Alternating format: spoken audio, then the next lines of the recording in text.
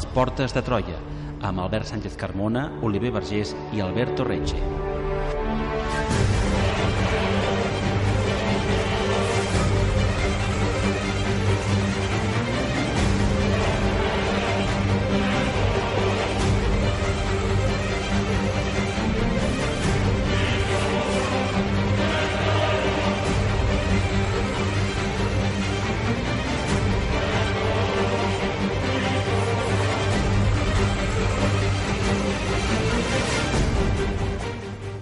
Des del sorgiment dels comtats catalans, els territoris del Rosselló i del Conflent van formar-ne part. De la mateixa manera que ningú podia sospitar de la catalanitat de Barcelona, Girona o la Seu d'Urgell, a ningú se li hagués ocorregut dubtar-ho de Perpinyà.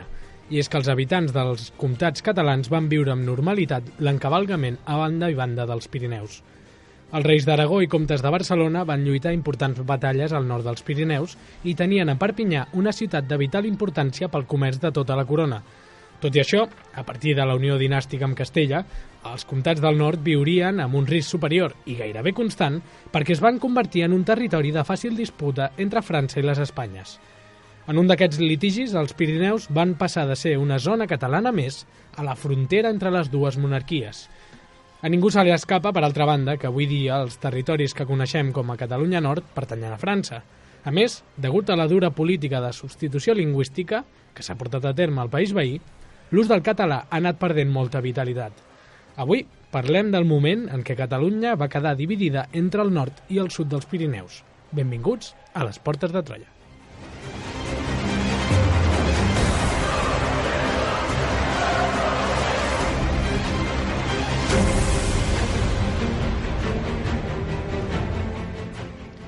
I una setmana més ens trobem aquí a les Portes de Troia i, com no pot ser d'una altra manera, deixeu-me saludar els historiadors de capçalera. Avui sí que tenim l'Oliver Vergés. Molt bona nit, Oliver. Molt bona nit. Estàs ja recuperat?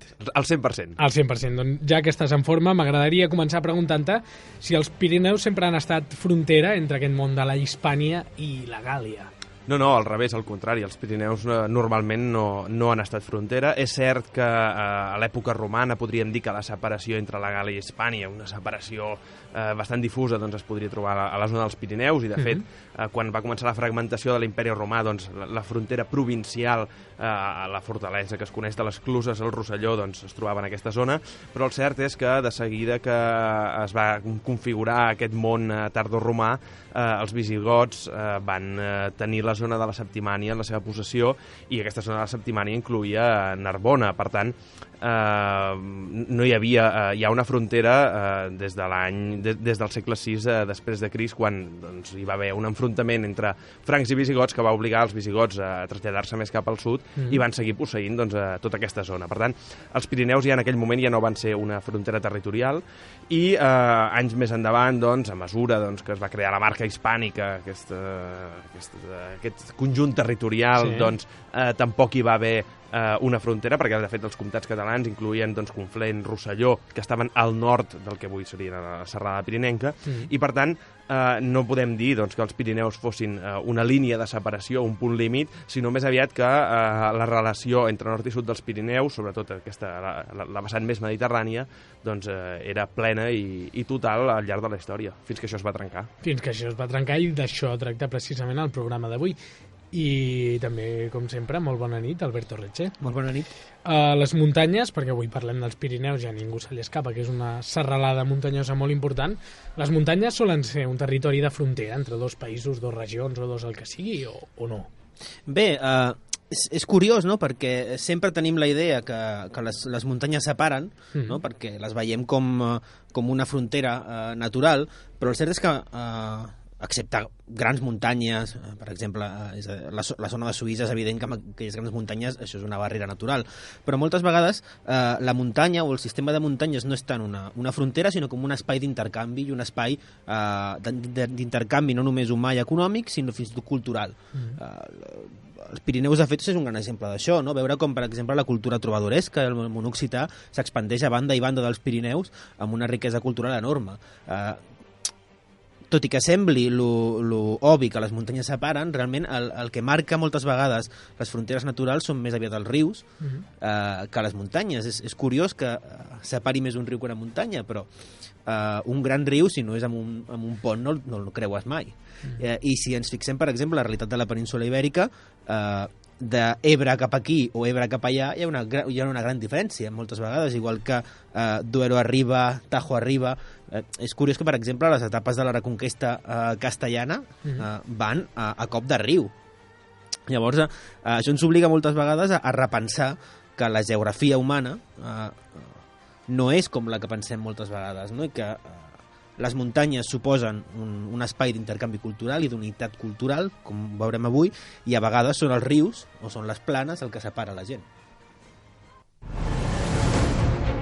Segueix-nos a facebook.com/Portes de Troia o a Twitter @Portes de Troia.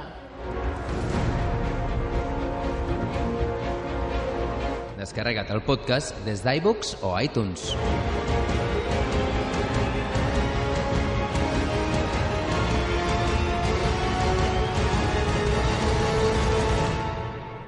Doncs bé, comencem, com sempre, posant una mica els antecedents. Per què aquesta part del nord, que ara ja no està, diguem, podem dir que és catalana, però no està dins de Catalunya o no dins de la mateixa continuïtat? Sí, catalana en esperit, però no en legalitat. Aquí està. Per quan això sí que era català i per què era català en un altre moment? No és qüestió de que fos català o no, perquè ja moltes vegades hem dit que quan parlem de l'edat mitjana, o del principi de l'edat mitjana, parlar de catalanitat o no, però sí que formava part del àmbit polític dels comtats catalans.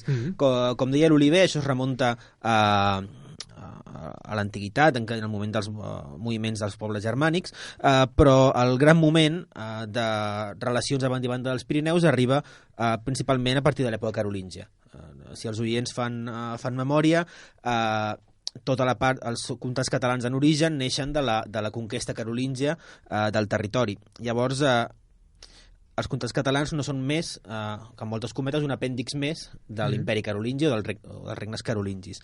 Llavors, és evident que al començament d'aquesta història, als segles X o XI, les relacions a banda i banda dels Pirineus són molt intenses. Per exemple, comparteixen arquebisbat, comparteixen llaços familiars. Els nobles dels comtats catalans més... El comte de Barcelona és família dels comtes de comtats pirinencs. Llavors, estem parlant d'unes relacions que no són polítiques, sinó que són familiars, són culturals, són econòmiques.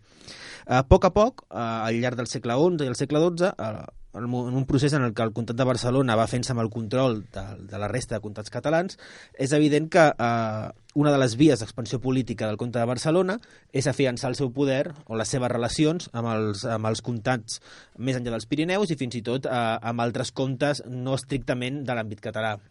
Per exemple, el control sobre part de l'Aquitània, sobre la Provença, que farà que bona part de l'expansió dels comtes de Barcelona es faci en clau de sud de França, més que no pas aquesta vella idea que tenim moltes vegades de que Catalunya és també la Catalunya nova, i aquella idea de que al segle XI o al segle XII hi ha una idea de Catalunya que és geogràficament igual a la d'avui. Al segle XII gairebé Catalunya era més, o la idea que podien tenir política de Catalunya era més un espai a banda i banda dels Pirineus, amb expansió cap al sud de França i a l'arc mediterrani del sud de França, que no pas el regne de taifes de Tarragona o de Lleida, que responien, una altra vegada als rius, a realitats culturals diferents. Això fa que fins a principis del segle XIII hi hagi una gran expansió catalana pel sud de França. Que això portarà a un dels... Ja veurem que tota aquesta història està salpicada de conflictes constants entre França i Catalunya o la Corona d'Aragó per definir qui es queda què. I un d'aquests primers conflictes sagnants vindrà a principis del segle XIII amb la batalla de Muret, amb la creuada albigesa que el rei de França orquestra per tal d'expandir el seu domini cap al sud de França i que desembocarà en 1209 amb la croada contra els càtars i 1213 la batalla de Muret, que serà una batalla que enfrontarà el rei d'Aragó contra un exèrcit croat. I el rei d'Aragó morirà a la batalla. Serà un d'aquells esdeveniments mediàtics, no? Que un rei cristianíssim que havia vingut de vèncer els musulmans a les naves de Tolosa, de cop i volta mori lluitant contra els exèrcits del papa. Llavors, a partir d'aquesta derrota de Muret, s'acabaran bona part de les expectatives de la corona d'Aragó respecte al sud de França. S'acaben les expectatives, però s'acaba també els intents de continuar prosseguint aquesta zona d'expansió pel que ara coneixem com a sud de França, que llavors no era. Sí, aviam, podríem dir que els interessos catalans en aquell moment eren molt ambiciosos, és a dir, no anaven al que ara avui són els comtats nord-pirinencs o en Rosselló, Conflent, etc., sinó que anaven cap a tot el migdia francès, gairebé tot el sud de França, i una regió bastant àmplia. El que es discuteix a la batalla de Muret és d'una banda polític i de l'altra religiós amb el tema de l'heretgia, que és un tema que ara no hi entrarem, però a nivell polític la monarquia francesa utilitza la croada albigesa per situar fermament un seguit de territoris que creia que havien d'estar sota el seu domini històric i aprofita per situar-ho sota el seu domini territorial directe. Molt probablement la religió era més una excusa que una altra cosa, no? Sí, bueno, en aquest punt és cert que el tema del catarisme no suposava el risc de destrucció de l'Església Catòlica d'un dia per l'altre, ni molt menys. Evidentment, s'aprofitava, no? Però bueno, avui no parlem de papes, deixem-ho. I bé, la batalla de Muret, doncs sí, suposa una mica o molt la fi dels interessos catalans, perquè, de fet, el fill del rei que mor, de Pere el Cerimoniós, de Pere el Catòlic, perdó, és Jaume I, i Jaume I és el rei que firma l'anomenat Tractat de Corbeil, que l'any 1258 situa una mica la zona d'expansió, limita una mica la zona d'expansió catalana i la zona de domini francès. D'aquesta manera, podríem dir que uns 40-50 anys després de la batalla de Muret, els interessos catalans molt més al nord dels Pirineus han quedat totalment frenats i que s'obre un nou procés que aquí sí que els comtats catalans i sobretot el comtat de Barcelona s'ha de replantejar la seva situació i enfocar un nou procés de conquestes que derivarà cap a l'expansió mediterrània, primer cap a Balears i després cap a València. Però diguéssim que el Tractat de Corbeil és un fre molt gran cap a aquestes vinculacions molt més enllà dels Pirineus. Doncs escoltem un fragment adaptat d'aquest Tractat de Corbeil.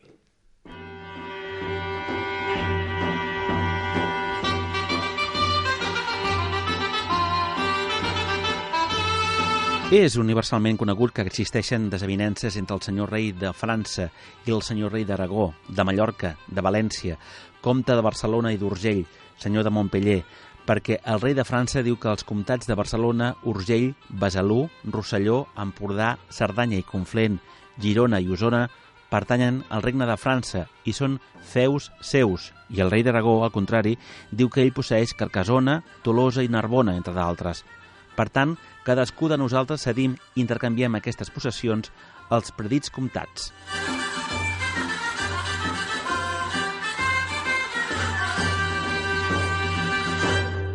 Així que a través d'aquest tractat s'intercanvien els cromos, no? I diuen, bueno, aquests seran teus, aquests seran meus, i intentem no barallar-nos-hi més. Bueno, en aquell moment França no intercanvia gran cosa, perquè França hi ha guanyat molt. Sí, bàsicament es queda el que ha guanyat, no? Exacte, i diguéssim que la monarquia catalana o aragonesa doncs, ha de renunciar als seus interessos.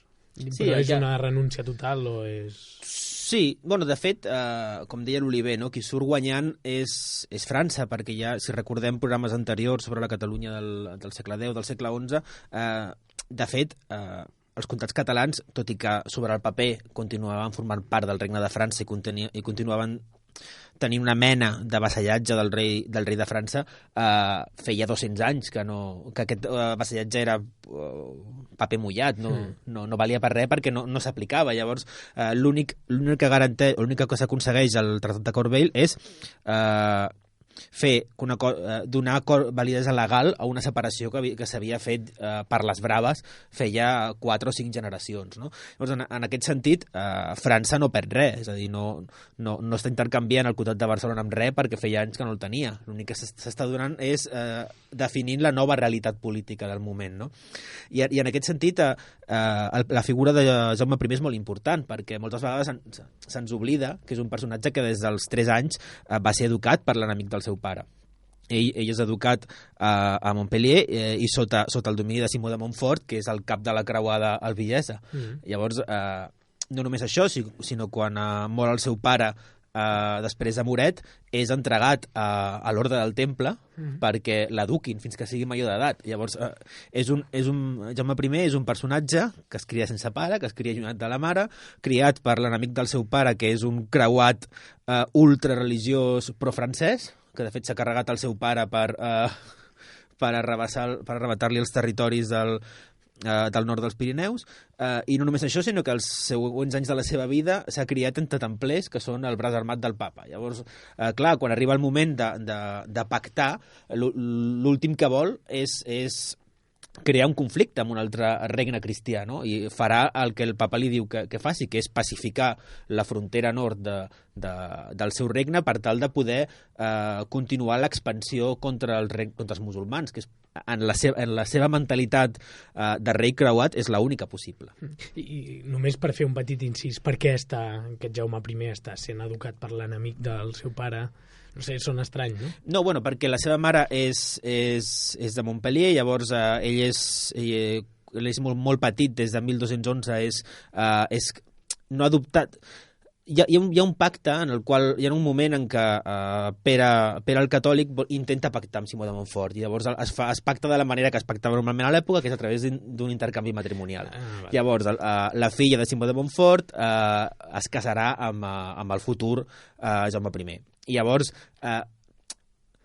Simó de Montfort acull, en moltes cometes, el futur marit de la seva dona a casa seva per tal d'educar-lo, que és una manera cortès de dir et segresto el fill i llavors ja veurem què fas. D'acord, i llavors tenim aquest Jaume I, que és, diguem, que té aquesta visió més cristiana, més cruada de les coses, i obeeix en certa mesura el papa pacificant la frontera nord. Sí, i sobretot perquè és el que comentava l'Oliver abans. Les expectatives d'expansió respecte al sud de França s'han tancat després de la desfeta de Moret i després de... perquè això coincideix amb uns anys del regnat de Felip August, que és potser el gran rei consolidador de l'estat francès, que té una idea molt clara de què ha de ser França, fins on arriba França. Llavors, diguem que és una porta política i d'expansió militar que s'ha tancat, però a la vegada s'ha obert tota la part de l'expansió cap al sud, de València, Balears, perquè Jaume I té una concepció molt hispànica. Jo també ho deia el dia de les... Sí, és curiós que el Jaume Conqueridor, que és el gran rei dels catalans, no sé què, realment és molt espanyolista en la seva concepció, perquè les seves conquestes han d'assegurar la hispanitat dels comtats catalans. És a dir, sempre es fan sobre territori peninsular, perquè el que es vol és... Ja que la part nord dels comtats catalans o del regne d'Aragó s'ha tancat, el que cal fer és consolidar l'espai vital en aquest triangle que va de Barcelona, Saragossa, València, que després coneixerem com la Corona d'Aragó, i crear un espai purament, i una agenda de conquestes purament peninsular. No serà fins al seu fill, ho vam veure en el programa de les Vespres Sicilianes, que es doni aquest salt endavant, ja gairebé a finals del 13, de plantejar-se que l'expansió peninsular està tancada, perquè amb Múrcia ja no hi ha molt a fer, perquè Castella també s'expandeix. La part nord també és un terreny absolutament estèril per qualsevol tentativa, perquè suposa enfrontar-se a França. Llavors, l'única solució és fer seva les prerrogatives Hohenstaufen de control del Mediterrani i començar amb Sardenya, Sicília, i intentar buscar una expansió comercial a través del Mediterrani, perquè qualsevol altre tipus d'expansió militar o econòmica està vedada. Però això ho farà el fill, no ho farà ell. Ell mai es planteja que Catalunya tingui una sortida al mar molt evident. Tot i aquestes expansions que ens ha situat l'Alberto, amb aquest tractat de Corbeil, Perpinyà continuarà sent catalana, tot i que s'ha perdut altres territoris, no? Sí, una cosa que també volia explicar, que el Tractat de Corbeil també és molt simpàtic, o ha generat, a banda d'una reordenació política de la Corona d'Aragó i de les seves expectatives d'expansió, ha generat fins i tot al segle XX veritables esperpents històrics. I s'ha utilitzat el text del Tractat de Corbeil per fer justificacions en claus política del segle XX, segle XXI, que són realment, des del punt de vista històric, absolutament estrafalàries. Per exemple, ha estat utilitzat pels sectors del blaverisme més conservador per negar fins i tot, ojo al dato, l'existència del català i dir que el valencià és una llengua anterior al català. Sí. A través... Bueno, de fet, crec que va haver-hi una resolució del Parlament de la Comunitat Valenciana que deia que venia de l'Iber directament. Clar, això ho van fer filòlegs i historiadors, no polítics. Del Partit Popular, es veu. Doncs bé, tornem a Perpinyà. Quina situació tenim a Perpinyà després d'aquest tractat de Corbeil? No, Perpinyà, com que formava part del comtat de Rosselló i per tant era encara territori del que anomenaríem el Principat de Catalunya, doncs Perpinyà seguia sent, i ho va seguir sent fins a l'any 1659, zona d'influència catalana. Pensem que era segurament a nivell de població la segona ciutat del Principat de Catalunya i a més tenia una importància fonamental en tot el que seria a nivell comercial i l'arribada doncs, de les rutes comercials que vinculaven la Corona d'Aragó i fins i tot doncs, l'entrada de la península Ibèrica i la seva vinculació amb Europa. Per tant, Perpinyà era una ciutat importantíssima i els comtats de Rosselló, Cerdanya i Conflent seguien doncs, a mans catalanes. I tot i aquests tractats, aquest acord entre comtats catalans i monarquia francesa, els interessos francesos van continuar empenyent, no?, cap al sud, als comtats catalans. Sí, clar, la qüestió és que una cosa és un... Que per això es fan els tractats, no?, per continuar barallant-te després. Els tractats es fan per agafar aire, per tornar... Clar, el problema és que la Corona d'Aragó i França són veïns, i tothom sap que amb els teus veïns és gairebé impossible portar-te bé, perquè, sobretot quan els dos teniu agendes polítiques diferents. Llavors, els conflictes entre Catalunya i França no van acabar mai. De fet, seran una constant intermitent durant tota l'edat mitjana i part de la moderna.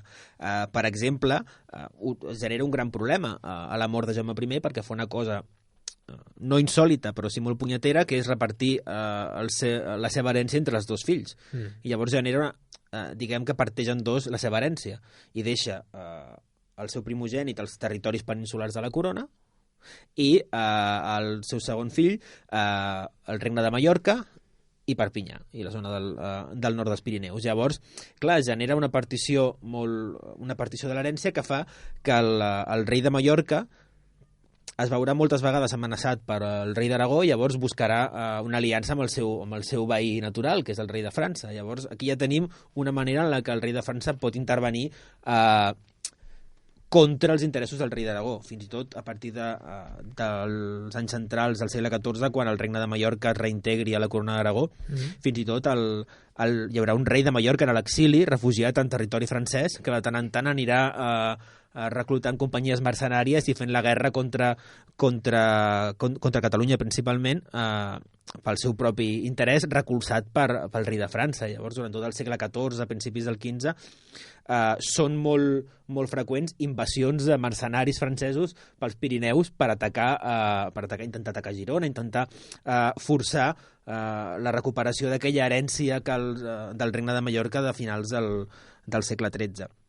Després, durant el segle XV també, sobretot a partir de la Guerra Civil, que enfrontarà Joan II amb la Generalitat, s'arriba un moment en què, clar, França sempre busca l'excusa per entrar a Catalunya, no? També ho va fer el 1285 quan es va fer una creuada contra Pere el Gran, quan va després de les Vespres sicilianes. Llavors, se'n tornem-hi, no? El rei de França convoca un exèrcit que una altra vegada intenta assetjar Girona. Però a finals del XV la situació agafa un gir total quan és el propi rei d'Aragó, que en la seva lluita contra la Generalitat necessita diners i llavors demana diners al rei de França i li dona com a penyora els comtats del Rosselló i la Cerdanya. Llavors, clar, com el rei no pot pagar mai, acaba no pagant i aquests territoris durant uns anys formen part, és a dir, els ha venut el rei d'Aragó al rei de França, i això gairebé a finals del XV. Això ja ens explica que eren territoris en disputa, tot i que eren territoris catalans. França no havia deixat mai de dir ojo, sí, el Tractat de Corbeil acaba aquí, però la meva idea, la idea de França sempre és l'hexàgon francès, no? La frontera natural de França pel sud són els Pirineus. i tot el que sigui avançar en aquesta direcció serà avançar en la bona direcció pel rei de França.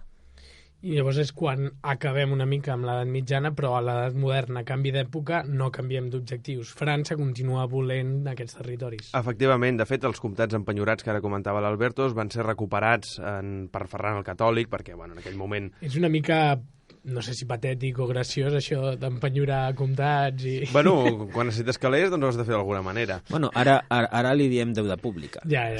Llavors, doncs bé, aquests comtats van ser recuperats, però, evidentment, els interessos cap al sud per part de França van seguir mantenint-se i van canviar una mica de model. En aquest moment ja no parlem dels comtats catalans, sinó que hem de parlar ja de les monarquies d'època moderna i, sobretot, de les dues grans monarquies del segle XVII, que seran França i Espanya. En aquest moment comencen conflictes amb grans exèrcits, amb moviments de grans exèrcits que bàsicament tenien l'interès de conquerir places, etc. I en aquest moment la fortalesa de Salses era, diguéssim, l'últim bastió hispànic a la zona de nord-pirinenca. De fet, era una fortificació de la zona catalana, però, evidentment, com que eren les monarquies ja que ho controlaven, doncs ja era una fortalesa hispànica. A partir del 16 i 17, la frontera nord del Principat de Catalunya serà un punt de conflicte a nivell internacional, perquè totes les guerres que lliuraran França i Espanya arreu del continent tindran algun moment l'escenari bèl·lic del nord dels comtats catalans. El perquè és molt senzill. França i Espanya estaven tocant-se allà, i llavors era molt fàcil que un o l'altre enviés un exèrcit per atacar l'enemic i distreure les seves atencions. Llavors, quan França, per exemple, volia reduir la pressió dels exèrcits hispànics als Països Baixos o al nord d'Itàlia, que eren zones que també tenien interessos i en disputes, el que feia era pressionar el Principat de Catalunya perquè Espanya hagués de reaccionar. Això és un continu al llarg de finals del XVI i sobretot del segle XVII, i de fet a la Guerra dels 30 anys serà quan això es produirà més clarament i quan tindrà importants conseqüències, ja entrant cap al tema del Tractat dels Pirineus al voltant de la Guerra dels Segadors. A les portes de Troia. El teu programa d'història.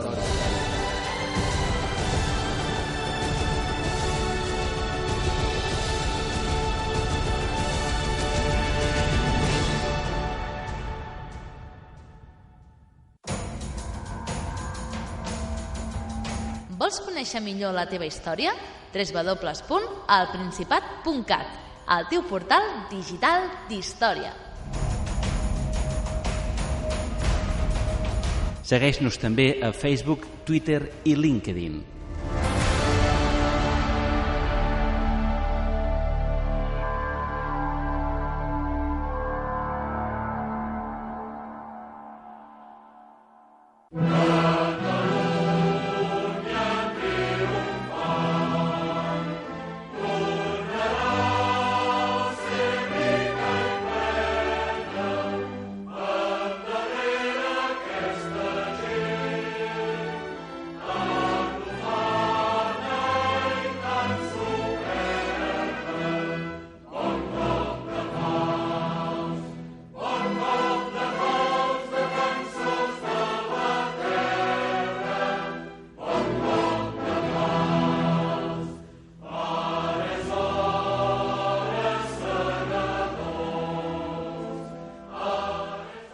Doncs bé, crec que la música que hem posat per il·lustrar no ho pot deixar més fàcil, no? Ara parlarem de la Guerra dels Segadors.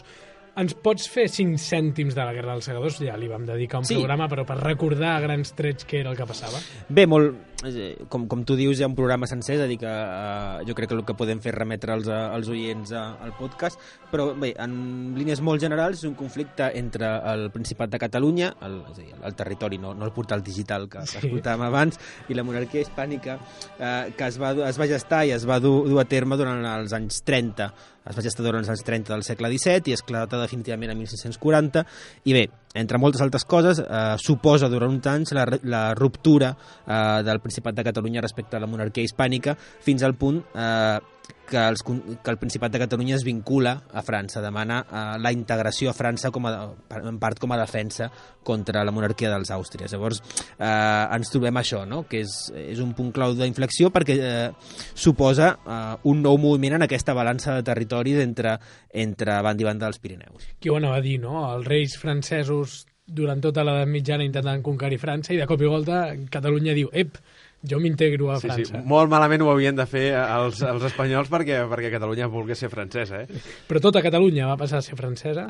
No tot, aviam. Catalunya va esdevenir un territori de guerra i, per tant, les conquestes, contraconquestes... Sí, tampoc quedava clar que sobre el paper era una cosa, però... No, en teoria, al gener del 1641, Lluís XIII va esdevenir comte de Barcelona i, per tant, tots els territoris del Principat de Catalunya passaven a ser sota el seu domini. Però, per exemple, fins al 1642, justament el que és els comtats de Rosselló i aquesta zona al voltant de la fortalesa de Salses, com que a Salses hi havia encara una guarnició hispànica, fins al 1642 va seguir sent hispànica.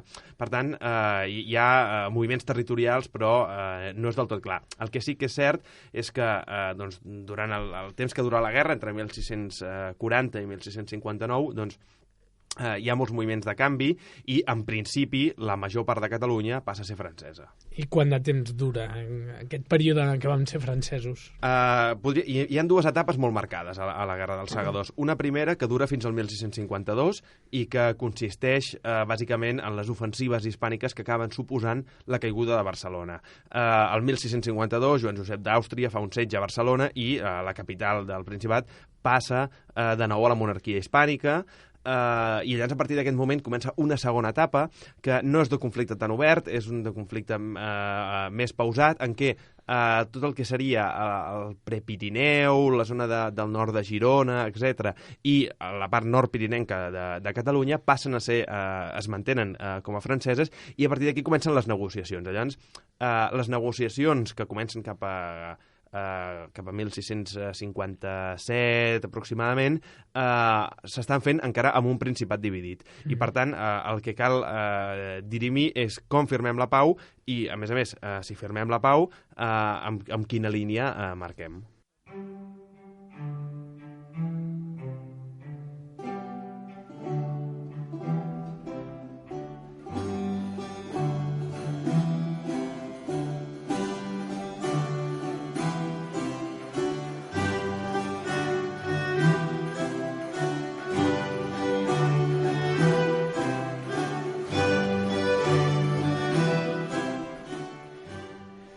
I tot aquest procés, que estàvem parlant del mig de la Guerra dels Segadors, com va quedar en Catalunya, repartit entre França, Espanya, hi ha un personatge realment important i potser desconegut, no?, pels nostres oients. Quin és aquest personatge, Oliver? És Pierre de Marca, o Pere de Marca, la versió catalanitzada. Potser en francès de Marca?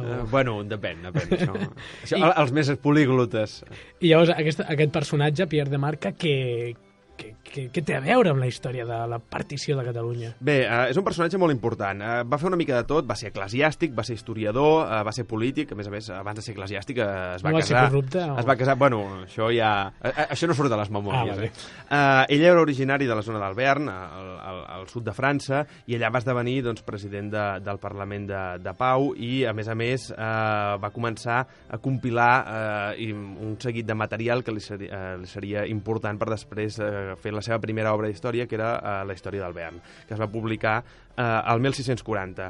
Llavors, a partir d'aquell moment, Pere de Marca va iniciar la seva carrera meteòrica, que el va portar al Consell d'Estat el mateix 1640, i a més a ser nomenat bisbe de Coserans l'any 1641, que també està al sud de França, tot i que el càrrec episcopal no el va desenvolupar fins més tard per diversos problemes amb Roma. Digues, pregunta. No, llavors, quina és la relació amb Catalunya? Perquè de moment és molt bonic que sigui conseller d'Estat de França, és bisbe... Clar, la relació amb Catalunya ve quan inicia aquesta carrera meteòrica i és portat, és enviat a Catalunya com a representant del rei Lluís XIII. Clar, al moment en què el Principat de Catalunya passa a formar part de la monarquia francesa, desembarquen a Catalunya un seguit dels funcionaris francesos que tenen la voluntat, primer de tot, de controlar les institucions institucions, de controlar l'evolució de la guerra i també de controlar quins són els moviments interns de la població, els desafectes, etc. Llavors Pere de Marca ve a fer una mica de tot. Ve a fer una mica de representant de la monarquia, però a més també actua una mica d'espia, actua com a control de totes les persones desafectes al règim francès i, a més, compila, i això és el més important, compila un seguit de material i d'informació que, com havia fet Albert abans compilant informació d'història, fa el mateix aquí a Catalunya. I aquesta compilació de material històric, que després es traduirà en la seva obra, la Marca Hispànica, tindrà un paper fonamental a l'hora d'elaborar el Tractat dels Pirineus. I quin és aquest paper, Alberto? Bueno, de fet, Pierre de Marca és un exemple de l'historiador posat al servei de la política, no? Ell no és un historiador per gust o perquè digui, mira, m'interessa la història, sinó que realment darrere de les seves actuacions, com hem vist, una carrera de personatge molt enfocada a la política i a l'administració política i a la jerarquia eclesiàstica per una banda i per una altra banda els sectors més afins al rei de França, que té, o que ja porta anys, que té en el seu cap la idea de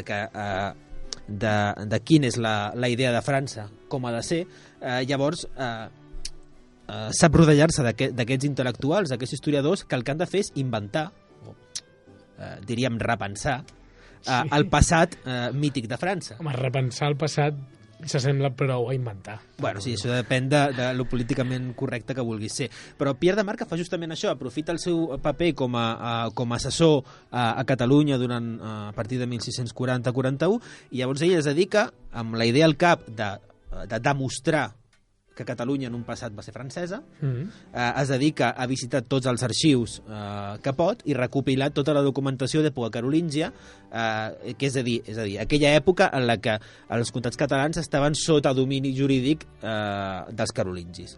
I llavors ell, clar, hi ha la visió bonista de la història, que és dir, home, fa tota tot i que tingui una intencionalitat política molt marcada, ell fa tota una feina de recuperació de documents que sí que és cert que són documents que moltes vegades sabem que existeixen perquè ell els va copiar, perquè després l'arxiu es va cremar, s'ha perdut durant la Guerra del Francès o el que sigui, però clar, per altra banda és copia tots els documents, copia només els que demostren la seva part, fins a quin punt accepta com a part dels documents que són falsos, fins a quin punt s'inventa documents per justificar el domini carolingi a Catalunya. Llavors, clar, per una banda tenim que la història de la Marca Hispànica de Pierre Marca és un gran volum documental, però per una altra banda tenim no hem de perdre de vista que s'ha creat com una eina política.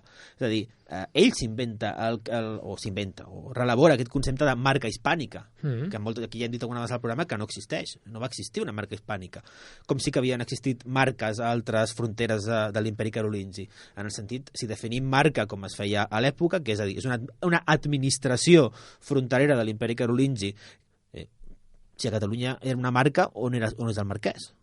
Clar, és complicat. Marca, en llatí, significa frontera. In ipsa marca, en la frontera. Llavors, confondre un terme que és purament geogràfic, de dir la frontera, està aquí, és el nostre, a buscar tots els documents que justifiquin que aquest terme, que vol dir frontera, en veritat vol dir una administració imposada des de qui és gran, clar, com veieu canvia molt, perquè a més això ho fa en el moment en què França està repensant que, ojo, que Catalunya és nostra, perquè va ser nostra des de fa 800 anys. Llavors, aquesta és la importància de Pierre de Marca, no? Perquè a més serà l'assessor i aquesta serà la seva importància, serà l'assessor de les negociacions del Tractat dels Pirineus. És a dir, la persona que ha creat un llibre per demostrar que França té raó al demanar part de la Catalunya Nord o la Catalunya Nord al Tractat dels Pirineus és la persona que ha fet tota la recopilació, que ha fet tota la justificació ideològica de per què França té motius. Llavors, aquesta és potser anava a dir la grandesa, però la singularitat del personatge, no? I això ens explica també per què la història comença a ser molt important en l'època moderna, en l'època en la que França, però no només França, ha de començar a repensar què és i on vol anar, no? I la millor manera de fer-ho és a través d'accedir al passat. Gent com Pierre de Marca ho fa a Catalunya, però ho fa al Bearn, ho fa i tota una sèrie d'historiadors francesos que inventen la nació francesa, igual que potser no els hi surten bé historiadors espanyols que inventen la nació espanyola. Sí. Aquí tothom per inventar que no quedi. I llavors, quines són les propostes? Què és el que exigeix França en aquest tractat? Bé, Inspirats per aquest la senyor. idea de màxims francesa és situar tots els antics territoris que havien estat aquesta suposada marca hispànica sota el seu domini. Per tant, el que reclama França és que el que havia estat aquest límit de la Catalunya Vella, aquesta zona del Prepirineu, de l'Alt Llobregat, de l'Alt Cardener i la zona de Barcelona en amunt, doncs passin a ser dintre del territori francès. De fet, Pierre de Marca, per exemple, traça una línia a l'altura d'Oliana, que és a l'Alt Urgell, a l'altura del Berguedà, a l'altura del Gironès, etc., i diu que per aquí ha de passar la frontera. Clar, la resposta de la monarquia hispànica, evidentment, és no. Però s'ha fet una proposta de màxims francesos i la monarquia hispànica diu no, però ha de començar a negociar, i ha de negociar i al final sí que acaba cedint una part de territoris que sí que suposa una pèrdua de territoris històrics que sí que suposen una mutilació real del que és el Principat de Catalunya.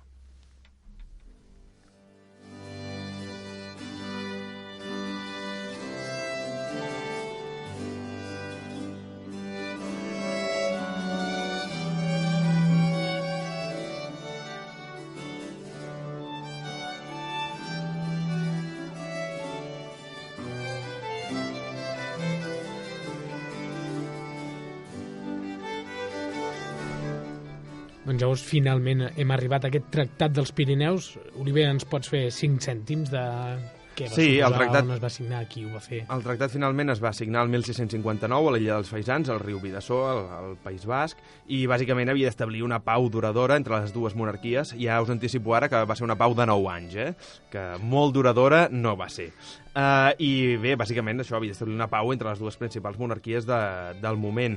Llavors el tractat tenia molts punts, tenia articles que estaven relacionats amb el tema del comerç, amb el tema de les fronteres, etc., però sobretot els més importants i els que ens afecten a nivell territorial al Principat de Catalunya són els que posaven els límits de la nova frontera. Doncs escoltem aquests punts d'aquest tractat dels Pirineus que marquen què serà espanyol i què serà francès a partir d'aquell moment.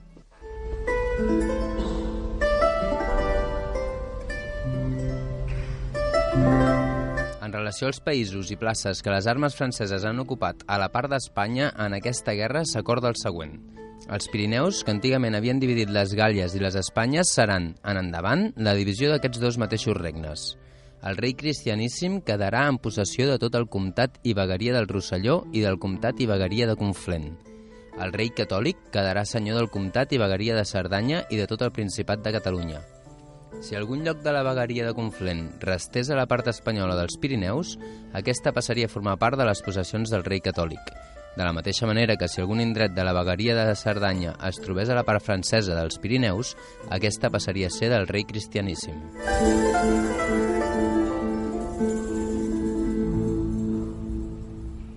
El repartiment es fa entre el rei catòlic i el rei cristianíssim. Sí, no? sí, home. A veure qui té la creu més llarga. Sí. Llavors, una pregunta que pot sorgir per la gent que ho ha escoltat.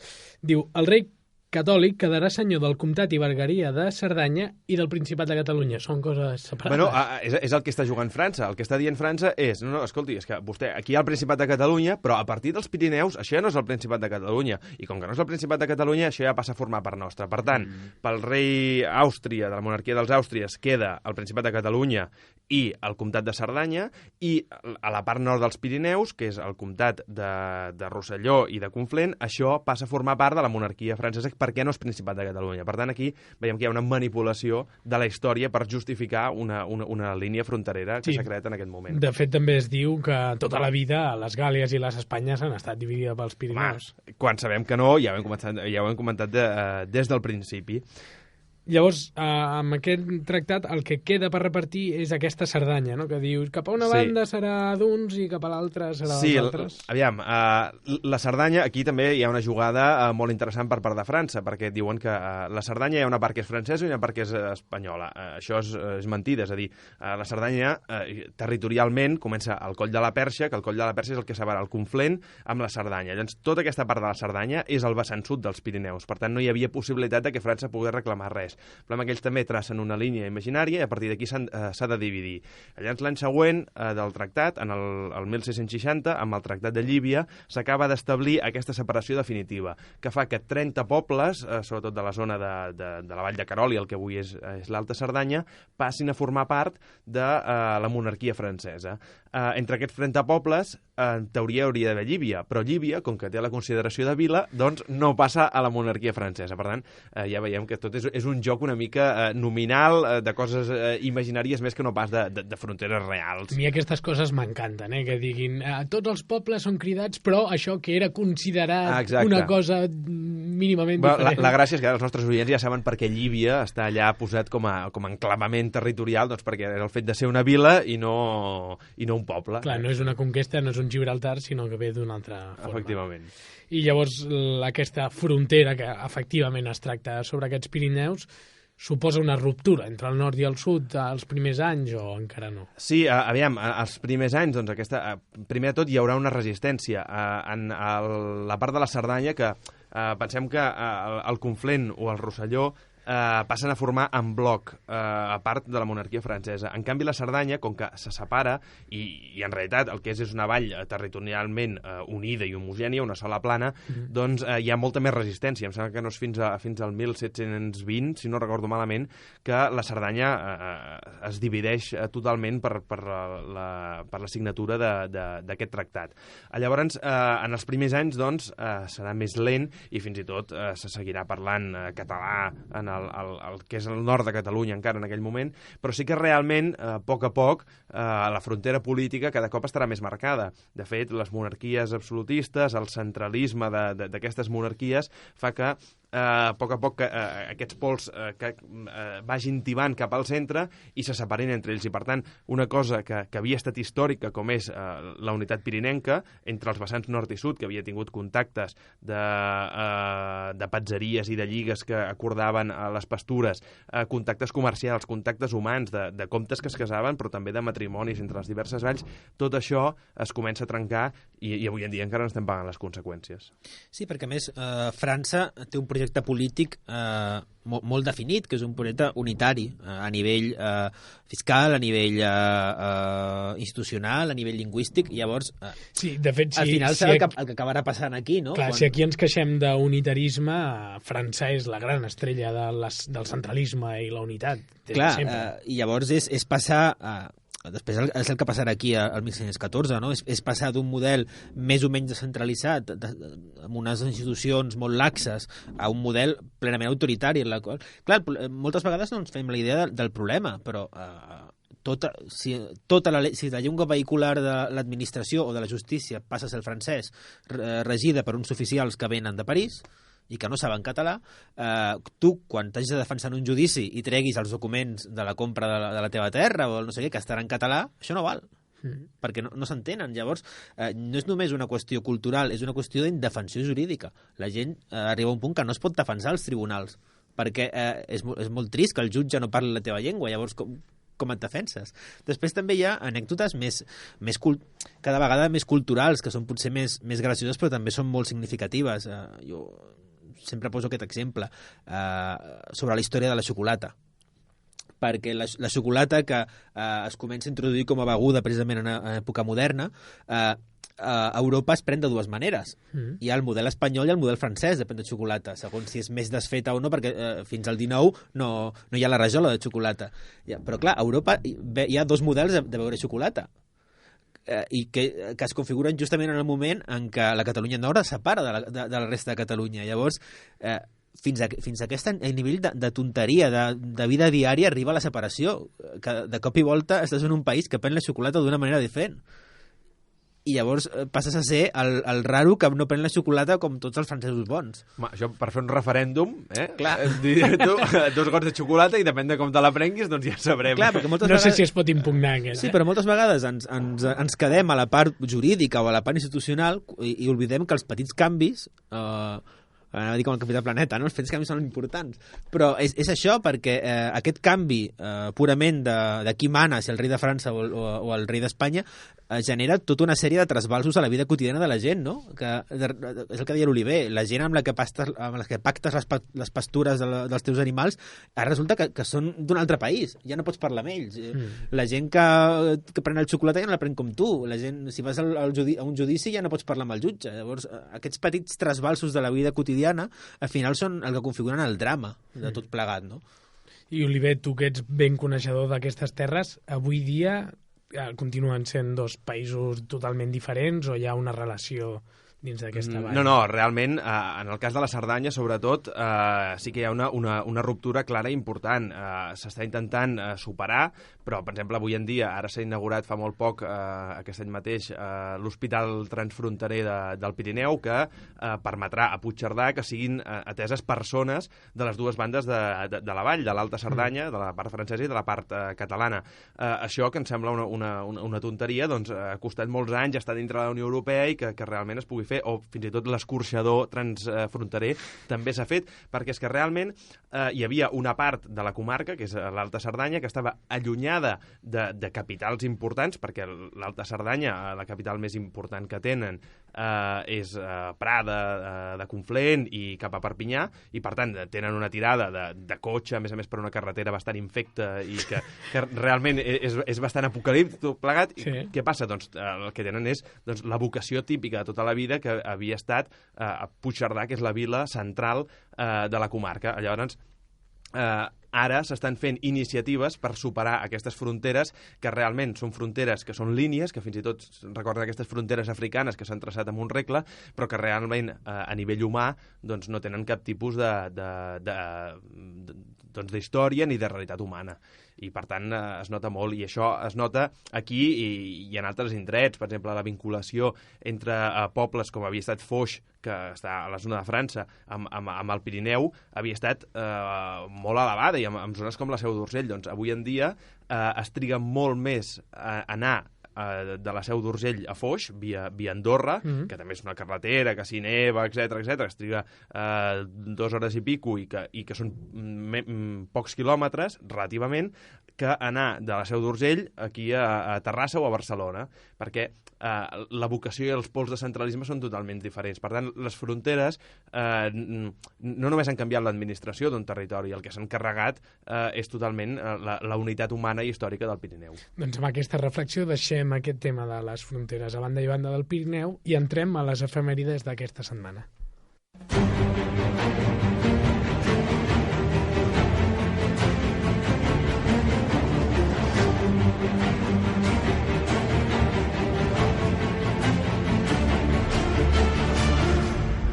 Les efemèrides de la setmana.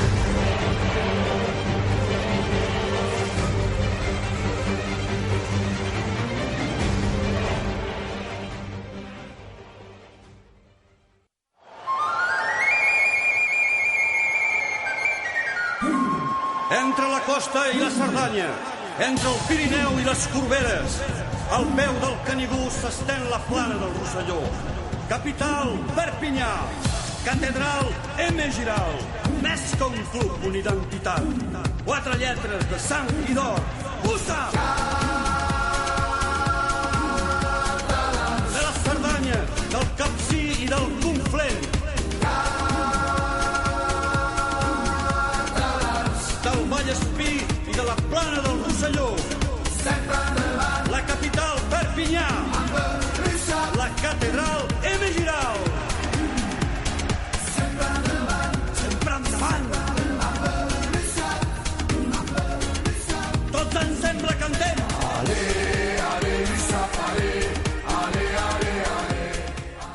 Doncs bé, de fet no marxem molt lluny i marxem el 27 de febrer de 1670 per parlar dels angelets de la terra.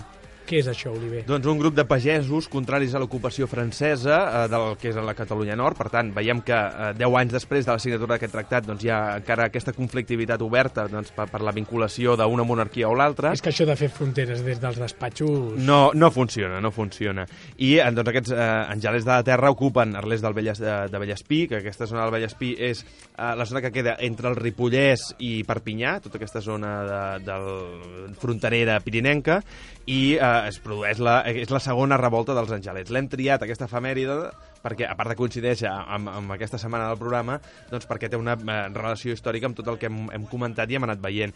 I l'himne que sentíem avui al principi de les efemèrides és l'himne de la USAP de Perpinyà, el club de rugby de Perpinyà, que és un dels principals referents de la cultura catalana. Ja és curiós, també. Sí. I quants clubs de rugby tenim a Catalunya? Gairebé que podríem dir que hi ha l'USAP de Perpinyà, Ràdio Arrels, que és la ràdio que emet en català des de Perpinyà, i els Toros, que encara que no se sàpiga gaire, però la gent al sud de França, quan se'n va a veure els toros, sovint escolta els segadors, perquè ho vinculen a l'ancestralitat de la cultura hispànica. Però clar, aquí si per anar a escoltar els toros escoltéssim els segadors, és una cosa que ens sorprèn, però al sud de França hi ha molta tradició. Sí. Tu te'n vas a Nimes mateix, que hi ha l'antiga plaça romana, i a la porta et trobes un torero, un torero, i la gent va allà i va a veure toros escoltant els segadors. Vull dir que realment tens por que es produeixi un forat negre i que en canvi el teixit espai-temps, Doncs ja no tenim més temps, deixem aquí el programa d'aquesta setmana,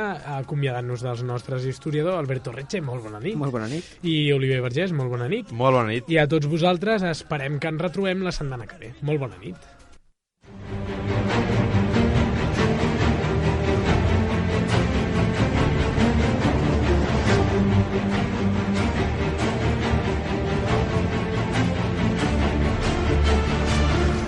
Director i presentador, Albert Sánchez Carmona. historiadors, Oliver Vergés i Alberto Retxe.